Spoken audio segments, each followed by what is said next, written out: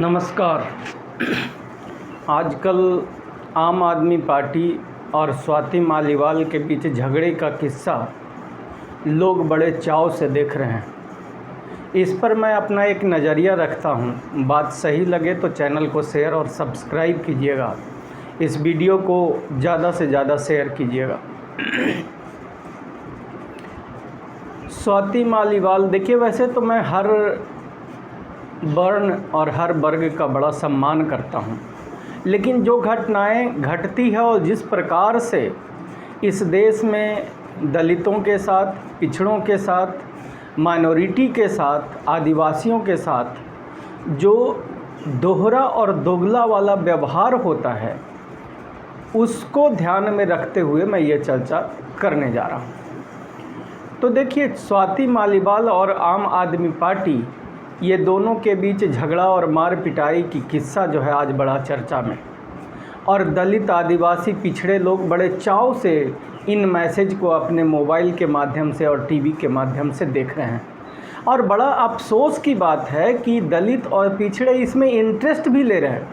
मेरे भाइयों, मैं कहना ये चाहता हूँ कि मज़ा लेने तक तो ठीक है, लेकिन उसमें इंटरेस्ट लेना आपके स्वार्थ के लिए हानिकारक है। मैं बताता हूँ कैसे। जब दलितों और पिछड़ों के, देखिए, यहाँ पे एक बात समझना पड़ेगा कि स्वाति मालीवाल कौन है। स्वाति मालीवाल बनिया समाज से बिलोंग करती हैं। स्वाति मालीवाल आम आदमी पार्टी में काम करती थी। आम आदमी पार्टी का मुखिया भी बनिया समाज के हैं, जिनका वोट लगभग 3 से 4% है। और मैं तो कहता हूँ कि ये सारे बनिया मिल कर के बनिया समाज का उद्धार करने के लिए काम कर रहे थे। आगे बताता हूँ। जिसने स्वाति मालीवाल को पीटा वो भी बनिया समाज का है। अच्छा, आप देखो, पीटने वाला बनिया समाज का, पिटाने वाला बनिया समाज का, और जिस पार्टी में ये सारे लोग थे वो भी बनिया समाज का। और जो आजकल महिला जो कालका जी की विधायिका आगे बढ़ बढ़ के बड़े बड़े भाषण दे रहे हैं माइक पे, यानी प्रेस कॉन्फ्रेंस कर रही हैं, वो हैं राजपूत समाज की। यानी इसमें जितने भी लोग किरदार हैं वो सारे सवर्ण हैं, और सवर्णों ने कभी भी दलितों और पिछड़ों के साथ जब अन्याय हुआ तो ये अपना मुंह बंद करके और मज़ा लेने का काम किया, मुकदर्शक बनने का काम किया, एक्सेप्शनल की बातें छोड़ दें। तब मैं आपको बताना चाहता हूँ, जब दिल्ली में एक बेटी को नग्न करके उसका बलात्कार करके गाड़ी के नीचे ब्राह्मणवादी मानसिकता के लोग और क्रिमिनलों ने उसको जब खींचा, घसीटा कई किलोमीटर तक, 1 तारीख की घटना ये थी।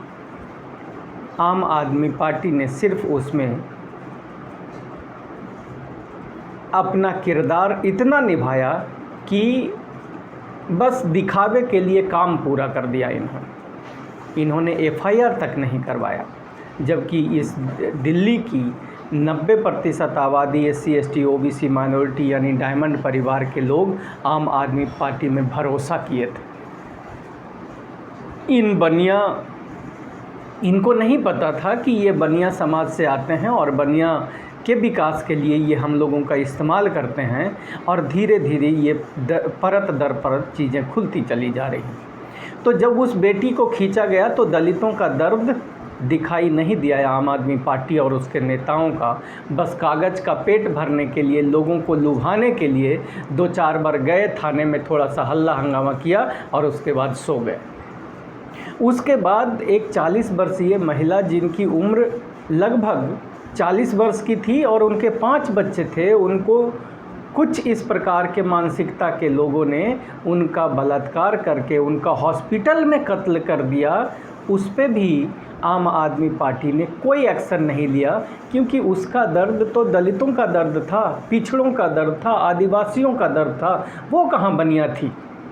तो तब मैं कहता हूं कि इन राजनीतिक पार्टियां, जो राजनीतिक पार्टियां दिल्ली में है, ये जाति और वर्ण को देख करके काम करते हैं।